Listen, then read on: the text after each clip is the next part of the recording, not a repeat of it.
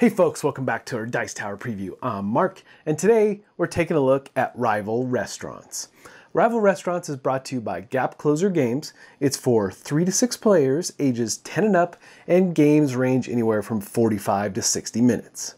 In Rival Restaurants, you take on the role of a chef, trying to elevate your new restaurant to be the most popular in the land. Along the way, you're going to be creating gourmet foods, some basic foods. You're going to be creating all kinds of recipes to try to pull folks in the door.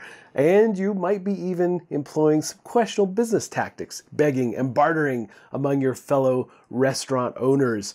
And in the end, revenge is a dish best served cold or hot. Set up the main board and put all the ingredients in their appropriate markets around the edge of the board. And then take the tray, the 3D tray, and put it in the middle, which is known as the island. This tray will hold your upgrade tokens as well as your discards for all the ingredients. And then place the action cards in their spot and the trash tokens. Trash is bad. Now it's time to set up your restaurant.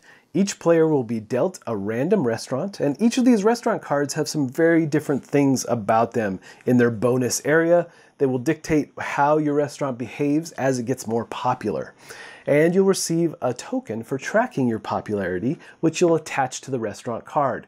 Along with that, you're going to get 2 chef cards, and you will pick a chef and discard the other, along with the corresponding standee. You have your movement wheel that you'll receive. You'll also get a basic recipe and a gourmet recipe to start. Along with your recipes, you're going to receive 1 random ingredient from each of the markets, well, except for the Mystery Mart. Any of these ingredients that you receive can be attached to a recipe now. However, if you don't have any matches, then the different ingredients are just put in a storage area in your play area. And finally, each player will receive an action card. These action cards are kept secret from the other players and may have varying effects throughout the game. Now, before you start the game, make sure each player receives this handy reference card. Especially for new players, this is really nice.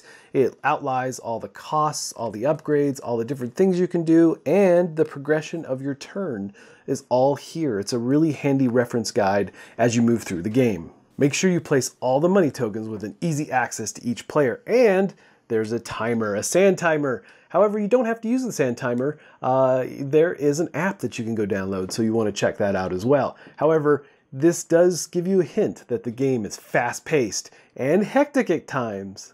So each round is broken down into 3 phases, and you're going to be doing these things simultaneously, but there is a time limit. So first off, we're going to be doing money and move, and then you're going to buy and barter, and then you're going to cook and counter. So let's take a closer look at money and move. The first thing you're going to do is get your daily money, and you start off with 300 every day. Each round you get 300 in coin, but there are ways to modify that with upgrades and so forth. So you'll get the money, and then you'll take your wheel of movement, and you're going to decide which of the places on the board you're going to go to, and you're going to decide that secretly, and then everyone flips it simultaneously, and you all move to your appropriate stands to get your ingredients. Now, when you move to those ingredients, you're going to actually land on the ingredient that you're after. It's not a thing where you're picking the ingredient after you get there. So you need to have in mind where you're going to go. You put your cook, your standee, you'll place them on that ingredient, and if anybody else was going there, then you're going to have to buy and barter against that. So let's take a look at that next. Now, again, it's important to note that both these first 2 phases, money and move and buy and barter, are timed. Each of them is 1 minute long, so it adds that frantic frenzy purchasing in the marketplace and getting out. So buy and barter, though, is going to allow you to buy as much as you want from that particular market that you're in. So you can buy off the face down deck, or you can buy off the face up. But if you land on the same ingredient as another chef, then you guys have to bid it out and see who's willing to pay more for that particular ingredient. And if nobody is, then nobody gets it. And that's really how that works. And now, this is also your opportunity to barter with all the other chefs to see if you might trade any number of ingredients or even garbage or whatever back and forth to make these crazy deals so you get the optimal ingredients for your recipes. But everything is pretty much fair game here. And the thing is that you have to do all the bartering in this phase. So that means that you can do some planning in the other phases as you get ready to move into this, but you can't actually do the bartering until you're here. Then once the time runs out, we move to the cook and counter phase. You're going to pull back your chef back to your play area. Now you're going to take a look at your recipes and see if you have all the required ingredients. And if you do, the person to your left is going to double check and make sure that you're all on the up and up. You will complete that recipe, and in doing so, allows you to get popularity points. But not only that, but you're going to acquire garbage from the meal, from the patrons who are there.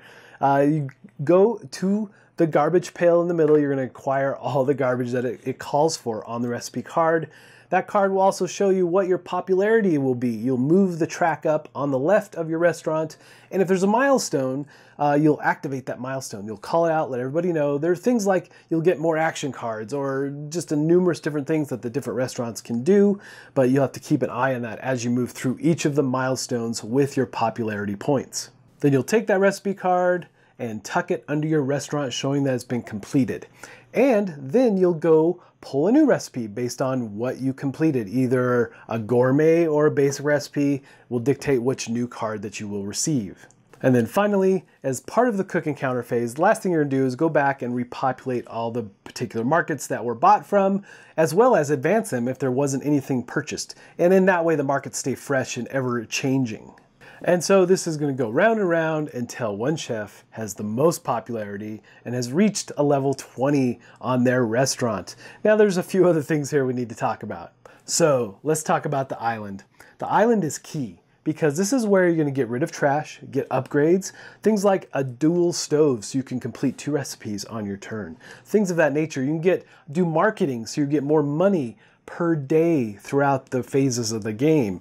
So there's a lot of different reasons to go to the island, purchasing action cards. And like I said, getting rid of trash. Trash is so bad because as you complete a recipe, if you have a stack of trash, it's going to drastically limit how much popularity you get from that recipe. So that's something you have to balance throughout the game, coming back to the island and paying gold to get rid of trash so you can do better with your recipes in the future.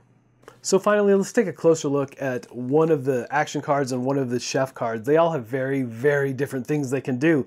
You know, the chef cards are interesting because everybody has very different powers and abilities, and the card will dictate when you can use these abilities. So for this, our fellow here, who's Pork Knuckles, he's the mob boss, basically black market, and during the buy and barter phase, Pork Knuckles can buy 1 action card without being at the island, and you can do this once per day. That's another important note about action cards. When you do use these, you can only use 1 action card per day.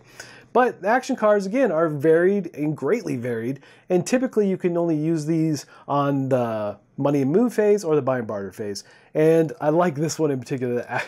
It's the Raiders of the Lost Pork. And you steal 1 ingredient of your choice from any chef. And there are lots of different types of actions here, actions that will counter this action even. So those are things to keep in mind. So it really is this balance of trying to complete recipes, get the most, popularity points, balance your trash so it doesn't overwhelm you, and really whoever is the ultimate restaurant owner will win the game. Alright folks, just a reminder once again, this has been a Dice Tower paid preview, and everything you've seen here has been in prototype form. So keep a close eye on the campaign for any changes that still may occur. Now, with that said, this game truly is a fast-paced, frenzied back and forth. There's lots of bartering, and I love that you can trade and barter back and forth with all kinds of different ways in this game, and it ends up just being a race to the finish line, and I like games with high pressure. So in this game has it in spades. You're just moving fast all the time, and also it's simultaneous, right? That's another fast action of this game, is that you're all playing basically at the same time, and it just adds to the fun. So if this looks like a game that would be of interest to you, I'm sure they'd appreciate your support. So I think that's it for me, and until next time, we'll see you at the table. Thanks so much for watching the Dice Tower videos. Find more great videos and reviews, as well as our top-rated audio podcast at Dicetower.com. You can also find other great shows at Dicetowernetwork.com. I'm Eric Summerer, and you've been watching the Dice Tower. The Dice Tower is sponsored by Cool Stuff Inc., where you can find great games for great prices. Cool stuff in stock. Check them out at CoolStuffInc.com.